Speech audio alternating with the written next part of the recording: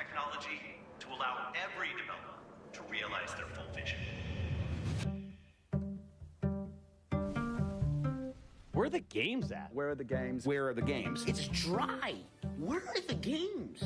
I kind of keep waiting for them to do their thing. I don't see anything. These are easily the most pointless upgrades I've ever experienced. What is the point of buying a console if you can just make a PC? If you're gonna have everything on PC, why not just buy a PC and abandon the console? Where are the games? Where are the deadlines? Where are the projects? Where are the teases? Like, it feels weird that it's like, Why buy consoles? Now comes the fun part. We get to see how the development community takes advantage of that feature set. Alright guys, what's going on? This is your boy Lago once again back with another video, and thank you all for joining me again for Generation N. So I got another video that's coming up right here. We're going to talk about critique. It's a little longer video, but again, proving my point, that's what I gotta do. And another thing that killed me about this, people might think of this differently because I'm saying, oh, Xbox is doing this, PlayStation is doing that, it's not doing good, they ain't got no games and stuff like that, which again is a point that I'm pointing out. But I don't want them to die out. See, as a gamer, I'm not gonna play every single game out there. I've seen videos where I've seen people, like I just saw a video just recently of a female who got 227 Nintendo Switch Plus games. Good for her. There are over 10,000 Nintendo Switch games out there right now. But the reason I say this is because she was showing off games that she picked up. Some of them she ain't gonna never play, or she played for 10 minutes. And some of those games were the most god-awful games. They were mostly shovelware. I was like, I'm not buying games and putting it in you saw my collection. I'm not buying games to put in my collection that are crap. That's a no-no. I'm not doing that. But people buy them because of preference, which you gotta know about my video about preference. You know how I talk about preference. So that's unique to its own situation. So we're gonna be talking about Generation N. Again, I am not against competition. That's one of the reasons I don't want everything to be just go to PC, because we need competition. And PC has its plus and its negatives. Again, I have a rig that could play most modern games with no problem at 4K at the most, but basically 2K, because again, I have a 470 Ti with the AMD 16 core processor and blah blah blah blah blah blah blah, and 64 gigabytes of RAM. Is coming handy for video production, what I'm doing right now, and also for video production and editing, I should say, and also I do it for my music. But with that said, let's get into the process of this video. It needs again, I'm not against competition, so shout out to the logic of this one, and we're gonna go from that point. If you will, a raging war that has lasted throughout the ages, a fierce and intense war that has continued to rage on as the world continues to spin. Battles taking place between the fiercest of soldiers, laying down their lives just to prove that Xbox is better than Nintendo or something. Let's face it, there's competition in absolutely everything. We wouldn't have most of the things we do today if it weren't for competition and comparisons. That's the reasons why we have such wonderful fast food chains like Zaxby's. Competition is what strives us to be better. If we never had it, we would have become complacent and never strived to become the best versions of ourselves. The console wars is one of the most well-known examples of fierce competition. A little history lesson if you may or may not know, Nintendo back in the 80s single-handedly saved the video game market from total collapse. Yep. Everyone was on their way out until Nintendo introduced the iconic Nintendo Entertainment System, or NES for short. It was packaged with a small indie game, you might have heard of it, called Super Mario Bros, and it absolutely exploded and revitalized the gaming market. Without Nintendo, gaming as a whole might have just stayed a dumb fad for kids in the 80s. And again, that's a point that I keep on bringing up. You listened to it and do a channel many times. I've thought that I am happy for that situation. But you know what it is? Even though I'm a Nintendo fan, even though still people call me Nintendo fanboy, I don't care. I don't that the word doesn't faze me. But even so, my first console, which is the NES, that was my first console. I didn't buy I didn't buy a Super Nintendo after it. Technically speaking, well, I didn't buy it because again, I didn't have the money when I was a kid. Sorry. My aunt gave me this, and I thank my aunt for that. But the next console after that was not that. My dad bought me a Sega Genesis. And again, I like the concept of the Sega Genesis as well too. But thanks to Nintendo, gaming was reshaped into what we know today. For the better half of the 80s, Nintendo had an absolute stranglehold on the market, and I mean, how could they not? The Legend of Zelda, Super Mario, Metroid, these guys had it all, and everyone wanted a piece of that Nintendo pie. Enter Sega, who was also in the gaming market, but due to Nintendo's absolute dominance over the market, they had to innovate. Mario was just too popular, but not only in Japan, the entire world as a whole. They needed something new. Alex Kidd just wasn't gonna cut it. They needed someone that could rival Mario and sell their much new powerful 16-bit console, the Sega Genesis. Come in Naoto Oshima, Hirokazu Yasuhara, and Yuji Naka. These three developers would go on to create Sega's all-new Too Cool mascot, Sonic the Hedgehog. This guy was fast, he was cool. Mario was a nice guy who followed the rules. Sonic was the guy in detention all the time because he was simply always causing mischief. This was the birth of the console wars. Sonic released to critical acclaim and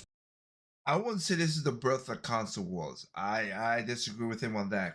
You still had ColecoVision versus Magnavox versus Atari. So you had console wars back then too. So no, that was not the birth of console wars. So he's wrong about that. But this was the birth of a console war that breed good competition and gave good games. I'm sorry, if there is a console war, the Sega and Nintendo console war was the best one, and it was needed to go forward because they had their own exclusives. That was good. But what also was good is that when it came to third parties, lo and behold, back then, you had to figure out, hey, third party had to figure out, hey, I gotta put my game on PlayStation and I'm sorry, not PlayStation, sorry, on the Nintendo or Super Nintendo, because that's what this was mostly arguing, or on Sega. And there were multiple games that took multiple advantages, third-party advantages of each console. And that competition was awesome.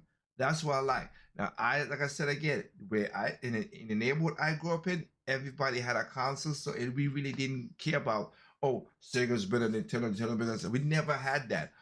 In where my house was, where my mom was, I had a Genesis. My next door neighbor had a Super Nintendo. Boom, boom, boom, boom. We're good. Downstairs, my friend had also got a Super Nintendo. Okay. We were all cool. All of us had an NES. But that's how it is. But we were playing games, whatever. Then he got himself, I think he had got the original Sega, and then I got the Sega too. And we were playing games. Mortal Kombat was different in both games. Street of Rage, Final Fight. Like every console had something that was specific to them. And when they had games on them, from Aladdin to Lion King to Turtles, like Hyperstone, and also Turtles in Time, like every console had something. So that market breed competition, which breed good games on both consoles, and rose.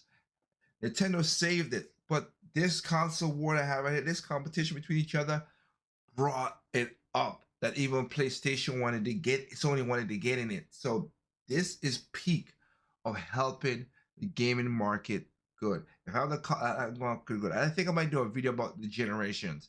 This is one of the generations that was needed. spawned an entire generation of degenerates on the internet. When you think of what pop culture was like in the 90s, Sonic was there. He was everywhere. His blistering speeds and snarky attitude was a perfect foil to who Mario was and a perfect representation of what cool looked like in the 90s. This made Sega the first real contender for Nintendo's throne on the gaming market. The Super Nintendo and Sega Genesis were battling it out for who could come out on top. The graphics were relatively similar, both supporting 16-bit graphics and the like, but the real draw were the games. Sega back in the 90s had a strong lineup of games. Which is the point that I try to tell people. The games is what, that's why you see that intro at the beginning. Where's the game? Is the games. We are gamers. We play games. We're not consoles, we're not P. We need games to be gamers. That's what is the point. To battle Nintendo. They were focused on a more adult audience, while the Big N would cater to mostly younger kids and families. Games like Sonic the Hedgehog 1, 2, and 3, Golden Axe, Phantasy Star, they would go on to directly oppose the juggernauts that were Super Mario World, Super Metroid, the list goes on and on. Looking at the results, I think they speak for themselves. Worldwide, Nintendo was still the king, but in the United States, people were pretty torn on what was the best, as both the Super Nintendo and the Genesis sold pretty equally, with the Super Nintendo barely beating it out by about 2 million units. The console wars were mainly a Western thing anyway, but it's clear that there was real competition here, and the choices of the people really mattered. Although Sega did drop out of the console market eventually due to very poor decisions made later on, that doesn't mean the wars stopped there. Once PlayStation and Xbox joined in, discussion became a lot more nuanced. Yeah, and to add to that, this, like I said, the Xbox, the next best, I would say the best generation would be that generation, like I just said, Sega versus Nintendo. All right. The second best generation would be Nintendo Wii, PlayStation 3, and Xbox 360. That'll be the next best generation, because we had, again, because Xbox 360 put in put Xbox Live, helped out, stuff like that. PlayStation was the lower end of that generation, but they still had great games coming out, continuing after PlayStation 2, other than the cost, other than it's hard to develop, and also the cost was crazy. And the Wii spread and helped the gaming industry get out further and further. And also, yes, I know people don't like it, filthy casuals, yes, but you have to bring in new people, new customers to keep yourself going. You can't have the same customers all the time. And again, because a lot of old customers dropped out, so you have to you have to have a new set of customers coming in so you could share the game. And Nintendo's way of doing this is the name of this video. The video is how Nintendo won the console wars. Is yes, people didn't like it that they had families, but here's the thing. Like I said it before, people who grew up like me, people who were in my age rate, who was the older millennials, but basically in the 80s and 90s. Majority of those people, who do they share? What games do they share to their kids?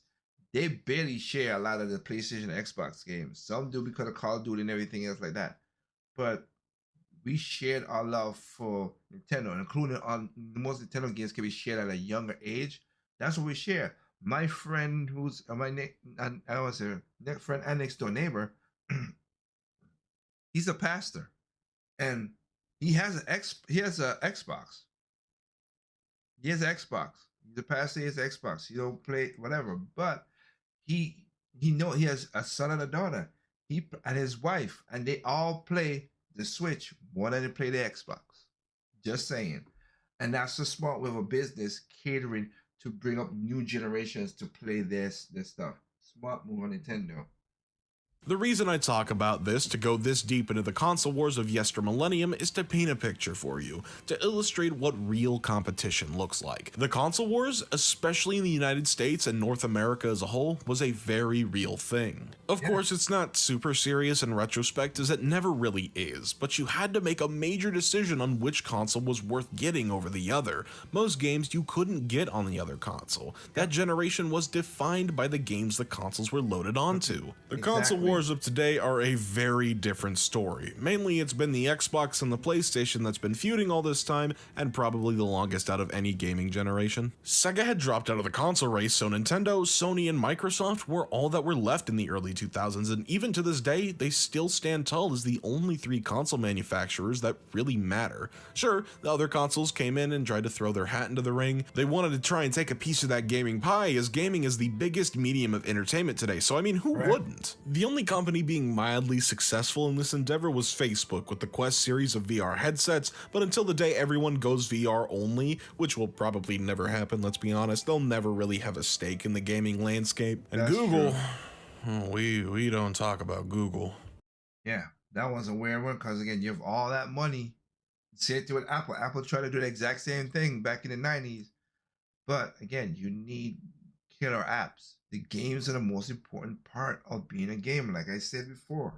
Regardless, ever since the early 2000s, Nintendo, Sony, and Microsoft were the companies to look towards when a new console was released, and fans have been up in arms on the internet ever since about which console was the best. To take a look at today's landscape of the quote-unquote console wars is quite pathetic. Let's take a look. Nintendo has usually been on the ball when it comes to releasing consoles, as they're usually ahead of the generation for a while until PlayStation and Xbox released their new consoles within a week of each other. At least when it came to the last two generations anyway. In the current generation of consoles, Nintendo released the Switch on March 3rd, 2017, which is over 3.5 years ahead of the PlayStation 5 and the Xbox Series X. This console was mostly released this early as the Wii U was just killing the company. They were constantly losing money, so they needed something quick, and Again, with that lie, the Wii U was not killing the company. I gotta do a dedicated video about that. That's crazy. At that time, Nintendo was doing a lot of stuff that it wasn't. Wii U was not a commercial success, granted, but it wasn't a failure because again, the games was selling and making Nintendo money. The only problem that they would have the bar that everybody always talk about, oh, it's when you should have bought and saw how much money Nintendo's making and had it read. Nintendo decided to make which I was in the office in 2015. They said, okay, we need to make a bigger office. So when you have to make a bigger office, a bigger headquarters, what do you got to do? Spend money. You have to make bigger developments. You got to spend money. That's what stopped it. The money was, they were making money, but building the new headquarters that they did, which I went to, and it's a very nice place. And I went to the old one, and I was like, oh, that is cool. But the new stuff, also bringing a lot of the R&Ds and everything together, because there was R&Ds for the 3DS, the handheld market, and R&D for the home console. They had to bring those offices together, moving those offices, all that stuff. That spends money. That's why it was red, because you gotta spend money. Now, if they did that part under the Switch, it wouldn't have that red would not be the money would be lower, but it wouldn't be the red. But they choose that time to say, okay, this is the time, because they made a lot of money from the Wii, and it was like, okay, we're gonna have to make a lot of this together. So that's where the red, going into red was the problem for Nintendo. It was not killing off the company. They're wrong about that. the Switch was the answer. This 3+ year gap actually gave them a prime opportunity to release games for their new console and to garner sales quicker than the PlayStation and the Xbox. Breath of the Wild, Mario Odyssey, Splatoon 2, Xenoblade 2, ARMS, all massive first-party releases only in the first year of the Switch's life cycle. Hey, and that's another part that people keep adding to what I just said just a while ago. They were changing their development. They got to do HD games now, do more stuff, more different, change a lot of things around, spending money. That's what they do. I'll tell you that right now. I'll tell you that from my company and also for the company I work for doing architecture. 2019 and 20, before that, 2019 and 20, we was losing money. The architecture firm I have, we were losing money. We were still pumping out jobs and we were busy, but the boss came many times and said, hey, we're losing money. We got to do certain things, blah, blah, blah.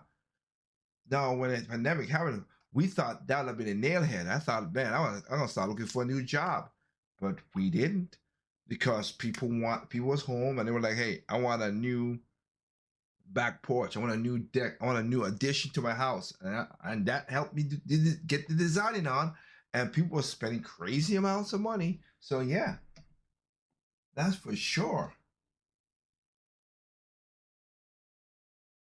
The Legend of Zelda Breath of the Wild is one of the most influential video games ever created. The amount of freedom and exploration was never seen in a game to this scale before, and it all came out on inferior hardware. So many other game studios are desperately trying to recreate the legacy that this game has. Super Mario Odyssey taking the much beloved structure of Mario 64 and bringing it into the modern age, creating a lovely game that rewards exploration and movement. Xenoblade Chronicles 2, if you're willing to look beyond the strangely hypersexualized character designs and horrible tutorials, this game offers an incredibly in-depth story about finding hope in a dying world, an amazing world with even better characters, a combat system that rewards you the further you master it. The list just goes on and on. This game is an absolute favorite of mine, so I have a natural bias towards it. And those were just the games that Nintendo made/published within the first year. Those aren't even Remember, all the games that Nintendo published and first partied in first part and second party, because Mario Rabbids was second party. All the games, but they had a million seller. Again, that's the thing that the Switch did and no consoles ever did, and no console would ever do again, I bet.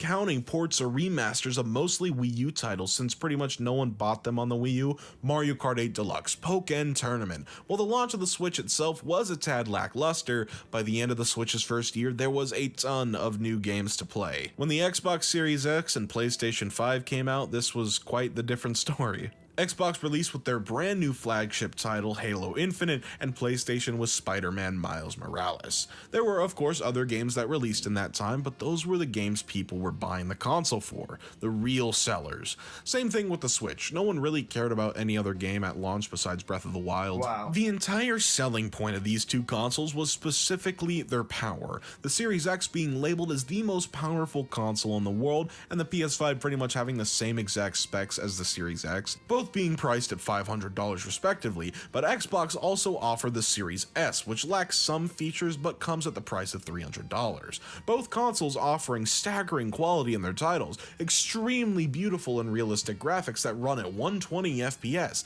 and the big draw being the ray tracing technology, a lighting system that renders light in real time and has more realistic ways of seeing said light, usually at the cost of frames per second, but you can activate ray tracing and have the game look better. Another major selling point on PlayStation's part was the haptic feedback on their controllers. Using this tech allowed for even better immersion in the game, and this feature is really cool. On the triggers, if the game implements haptics, they can simulate what you're doing in the game to fully immerse you in the world. For Spider-Man, it was the swinging, having some tug and pull to the triggers to make you feel like Spider-Man. For other games like shooters, the gun will be simulated in the controller to make you feel like you're actually killing someone. Good stuff. All of these things were built in mind as a selling point for the console, new stuff not found in the previous generation to make you buy the brand new product, which in my opinion raises an issue that's not entirely the company's fault. I'm gonna fast forward quite a bit to today, 2024. This is what really sells me that Nintendo has won the console wars, with the competition not even being close. For games of yesteryear, the reason you were to buy a console was the games you would find on it. This is where a lot of the issues lie in today's landscape for gaming, as the entire selling point of previous consoles were so you can be able to get games on that console that you can't get anywhere else. Games like Crash Bandicoot, Halo, God of War, those what were defined their console, as there was no way you could play a game like God of War on the Nintendo Wii, so you were forced to buy the PlayStation. Your console can be as powerful as it wants to be. It could be the most powerful console of all time and have all of these amazing features, but if there's nothing to play on it, there's no real reason to purchase said console, and this is why I think Nintendo is absolutely killing the competition. Currently, it feels like PlayStation and Xbox are at war with one another all the time to try and make their console better as quickly as they can, to try and shove in as many amazing features as possible to see who can sell more units. But let's just face it, these consoles are the exact same as one another, almost identical specs. The only major difference between the two is that PlayStation has a few 2 more games than Xbox. So many games are being made by so many developers, and naturally, they want to be seen by the biggest audience possible, so of course they're going to release their next big title on as many platforms as they can, but it creates a dilemma. Going back to Sega, they're releasing a remaster of Sonic Generations featuring new content revolving around Shadow the Hedgehog. This is going to be released on every modern platform known to man. What do I buy it on is the main question. I have a Nintendo Switch, I have a PlayStation, and an Xbox, so what's the point? The majority of these games I can buy are on every other console, including PC, so owning these consoles just doesn't feel justified considering how much I paid for them. I bought my PlayStation back when they were still figuring out how to ship them properly without scalpers buying them up. I bought a large bundle at GameStop with the PS5 and loved the fact that I finally had one. This was huge for me. But as time went on, there was less and less incentive to play, which caused me to eventually sell it. Every game I was interested in at the time, I could just buy on a good PC or on the Switch. There was nothing really keeping me here on these consoles other than my Apex Legends save file, which now has cross progression. There were games I played on both Xbox and PlayStation that I couldn't get anywhere else, but to me, they just kind of felt more of the same. Which is another point I wish to make on PlayStation's side specifically. Their exclusives kinda suck. As a total package, most of PlayStation's true exclusives are sequels to games I had already played, my biggest example being God of War Ragnarok. God of War on the PS4 is one of my favorite games of all time. I love the combat, the music, and the story was just it's so good. This game was it for me, and it was the reason I got into Norse mythology as a whole. So when God of War Ragnarok released, I was beyond disappointed. Okay, I was excited only then to be majorly disappointed at the lack of innovation the game provided. I'm not looking for a total reinvention of the franchise every time a new game gets released, but this, for Ragnarok's case, felt very lackluster in a lot of departments, the most damning being the gameplay. It was just more of the same. The exact same weapons with slightly altered moves, Atreus felt like a rushed, watered-down version of Kratos, and the story was very good, don't get me wrong, but it didn't feel like a new game. It just felt like a DLC continuation of the original, not a $70 experience. That is a lot of money. That is almost an entire day's work for somebody. Ragnarok made Kratos one of my favorite characters in all of fiction, but that doesn't warrant the price tag, nor do the fancier graphics. Graphics are never a selling point to me. It's the overall package is what makes the experience. The story should complement the gameplay, not the other way around, and I feel that's what PlayStation is failing to realize. The stories on their exclusives are amazing. Spider-Man, God of War, The Last of Us. These games' stories are amazing, and while the gameplay is a bit lackluster, it's the stories that carry you through the experience, the itch to know what happens next. But it becomes a little stale when you use this strategy more times than you should. I don't think games like God of War or Spider-Man have terribly bad gameplay per se, but I don't think it's where it should be by any means, especially when your asking price is higher than the original game. I, as the consumer, expect a better and more polished experience, but with these games as sequels, that's just not what I got. Okay, I haven't played Spider-Man 2 as I sold my PS5 before that game came out, but I did watch my friend play it, so I don't have too much to say without actually playing the game, so I'll hold my tongue on that for now. Now compare this to Nintendo's titles. Yep, that's right, I'm whipping out the bootlicker in me. Breath of the Wild, Mario Odyssey, Tears of the Kingdom, Pokemon Scarlet and Violet, those are the worst examples I can ever use. This game sucks to all end, but it surprisingly helps out the argument. Just hear me out. Each new major Nintendo release has something new to offer. Even with its sequels, the only exception I can really think of is Splatoon, since it's more about the online focus, Overwatch 1 versus Overwatch 2 kind of thing. Even the sequels, I swear, Tears of the Kingdom is the most recent example of this. Starting out as DLC for Breath of the Wild, it was so massive they turned it into an entirely new game. Which we know Nintendo always does that, because again, remember, that's what happened to Ocarina of Time. It came Majora's Mask. That's this time is Mario Galaxy 2 because of Mario Galaxy 1. You have enough stuff in it that it's like, hey, let's turn this into a game. This game is Nintendo's most ambitious, and even though it's a direct sequel to Breath of the Wild, the core gameplay has changed drastically, featuring nothing but new abilities and ways to enjoy the game. It's amazing. Was it worth $70? No, but no game really is. Super Mario Wonder is another great example of this. The game could have just been another 2D Mario, as it would have sold like crazy due to the Mario name alone, but instead it goes above and beyond to create a unique and memorable experience, completely separate from the last. Even within its own game, each level is completely different from one another and offers something fun and unique within every level. The Wonder Seeds only enhance this notion even further, as it completely changes the entire level, offering new objectives within the same exact stage. I'm going to go back and use Xenoblade as another example on how Nintendo continues to innovate their games despite being direct sequels. Each Xenoblade game has a similar yet different gameplay style to one another. Xenoblade 3 is the ultimate combination of the gameplay styles, being a total combination of 1 and 2 styles.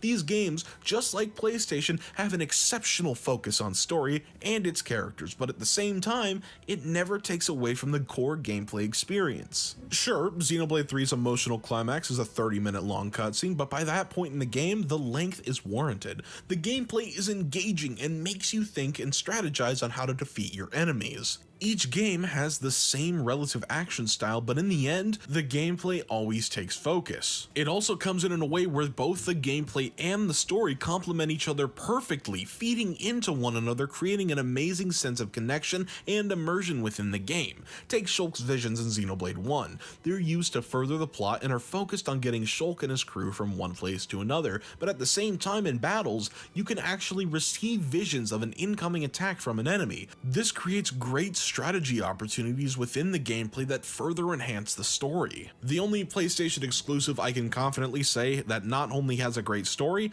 but also great gameplay is Final Fantasy VII Remake, and I am assuming Final Fantasy VII Rebirth. But even then, that one single game is not worth the $500 price tag of this hunk of plastic and parts. On that note again, Final Fantasy VII, and also the 150 gigabytes you gotta download on the daggone thing. Yeah, I'm gonna wait on this one. Like I said, I want to play this game. I want to play Final Fantasy Remake and Rebirth, but I'm that hot. And I do have, of course, you guys saw my video, my upgrade video. I have a 4 terabyte SSD in my PlayStation, but still just it sucks too much to feel it. 7 Remake is readily available on Steam, so what point is there to own this console if their game is going to land on PC 2 to 3 years later? This goes the same for Spider-Man, and God of War, and The Last of Us, and Horizon Zero Dawn, and Ratchet & Clank. My biggest point here is that there is none to own a PlayStation 5 if you don't care for these games. This is why I think Nintendo is dominating the competition, because you can't get these gaming experiences anywhere else on any console. Nintendo doesn't need to make the most powerful console because they know what the people are really here for, which are the games. The only Xbox game that I like where I can't get anywhere else is Sonic Unleashed. That game came out 16 years ago. It doesn't warrant the price of the console. Same with PlayStation. If you like that their sequels are more of the same game, more power to you, but for me, it's gonna take a lot more to justify that $500 barrier to entry. It just isn't worth it to me. True exclusives are what make consoles what they are. They define the generation they're in, and I think this generation of gaming is one of the most lackluster in history. The only company that really understands what gaming is all about is Nintendo to me. I can get my Nintendo games on my Switch and quite literally everything else on PC through legitimate means. Final Fantasy VII Rebirth looks absolutely amazing, but I'm not going to lay down $500 for a single game I'll play once and never go back to for a few years. The PS5 upgrade of Final Fantasy VII Remake came to PC just 2 years after the original game came out, so I think I can wait. It's not like I can't buy the original anywhere else. For all the Xbox fans out there, if you've noticed that I haven't talked much about Xbox, it's for very good reasoning. This is because the PC is literally just the Xbox, but better. Every game that could be an Xbox exclusive is usually on PC the same exact day. Game Pass would be a great incentive to own an Xbox if I couldn't get it on PC, but of course that's not the case. At the end of the day, however, the console wars don't even exist anymore and should stay dead. If you're happy with a selection of PlayStation games on PS5, that's awesome. Good for you. Are you happy with your budget PC marketed as an Xbox? That's also great. The console wars are really only kept alive through sweaty weirdos on Twitter who can't accept that not everything has to be a competition. I can guarantee you I'm going to get a ton of comments from people calling me a Nintendo bootlicker when all I've done today is explain why I prefer my Switch over every other console, but those people can't be argued with, so there's no point. Again, at the end of the day, this is just an opinion. That's why I'm sharing it. I have a YouTube channel. It's kind of like my whole thing. If you agree with me, that's awesome. If you disagree, let me know, because I'm genuinely baffled as to why people think these consoles could be better than the Switch. So yeah, I mean, just let me know in the comments below. I'd actually really like to hear your guys' understanding of your consoles versus mine. Trust me, I'm not that one weird hardcore Nintendo bootlicker you've been seeing on YouTube Shorts and TikTok for a while. I'm nothing like him. I can actually hold a discussion, and then I'm willing to hear people out. I hold a discussion and tell the truth. I've done that. I remember, again, for those who never know, who never watch my channel, I used to have lively debates, the old school, the one-on-ones. I had done them in a long time. But I used to have that and try to see what people's going on, and I've been proven right most of the time. So just don't be afraid. I don't I don't bite. And besides, Nintendo is far from a perfect company, believe you me. There's no perfect out there. As a fan, I am very aware of the awful practices they pull, but that's a video for another day. Otherwise, that's my piece. If you liked the video, if you liked what you saw, make sure to hit my friend like and subscribe down there. It would mean the world to me. Same thing for me too. But I'm gonna give, like I said, I give the guy that situation. That's the point that I'm pointing out there. Is the games. The games are the most important thing. Is Nintendo gonna win the next console war? I don't know. And to be frankly, I don't care. As long as they give me my good experiences on the Switch 2 or Switch, whatever the thing is, and the console is the way I want it to be, I'm all right with it. But again, the Wii U was my favorite console until the Switch, and the Wii U is still my favorite console for all implementations that it could be and the style of games that was implemented on that console.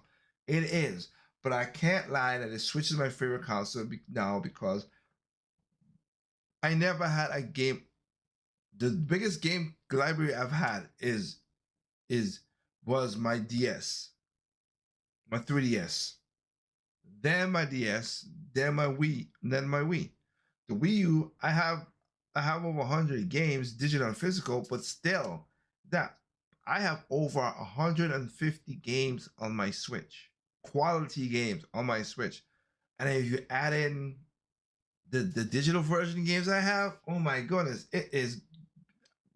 I might be at 175, close to 200 with the digital games on my Switch. So, yeah, it's the games that matter. That's the most important part of this generation, and that's what I wanted to point out is the games.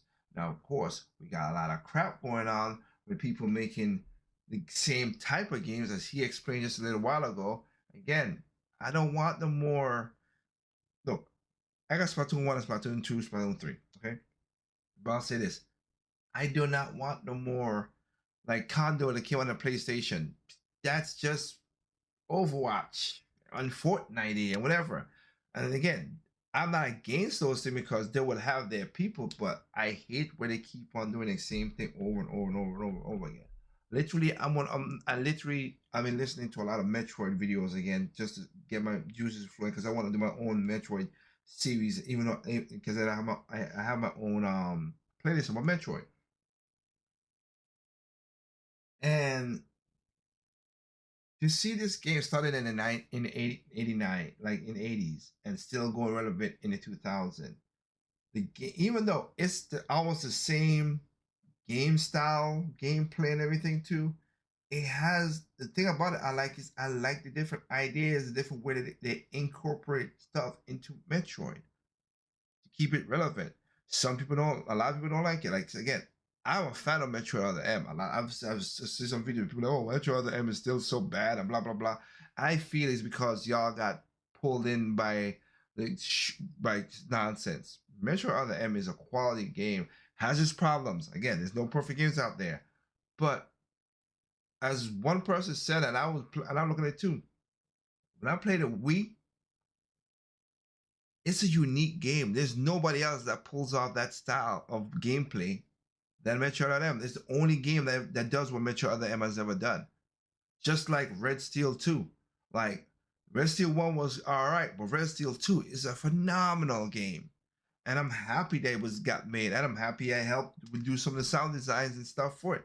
But still, I've never seen anybody pull off a game like that before. And I love that game.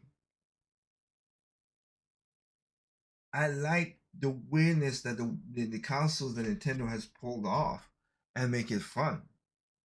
That's what I like. That's what for me, Xenoblade Chronicles X. To me, I love that Xenoblade.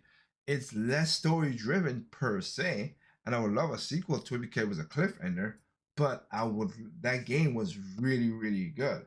And also Nintendo Land, which was a demo, but it wasn't paid for. Nintendo Land was oh man, fun can't define it. That thing was super great to play. And that's what I like about Nintendo, the experience of making the games and make you fall in love with the games. That's why I like Nintendo. I have a PlayStation 5. I am playing games on there. The one I played there, I think the one I have the most time in it, sadly, is weird enough as it is Astro Boy. And that's a demo. I think the next one beside that would be, of course, Trials Arise. Trials of Arise. I think I have that. I was in that. That game is just is very good as well too. So, just point this out again. Y'all tell me down below what's going on. What you think? What you think your opinion is? Like you said, opinion about this. All right, and we'll catch you next time. Remember, there's no perfect games out there. What's perfect to you is not perfect to me. What's perfect to me is not perfect to you. Simply enjoy games on all consoles, including PC. Peace out.